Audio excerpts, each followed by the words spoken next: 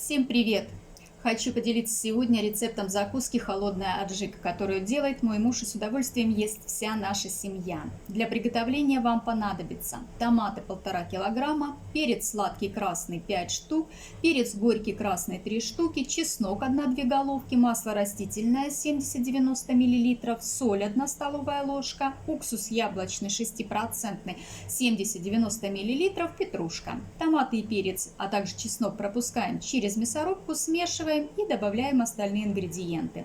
Петрушку мелко нарезаем и отправляем в нашу аджику. Просто, быстро, вкусно. Обязательно попробуйте, вам понравится. Приятного аппетита!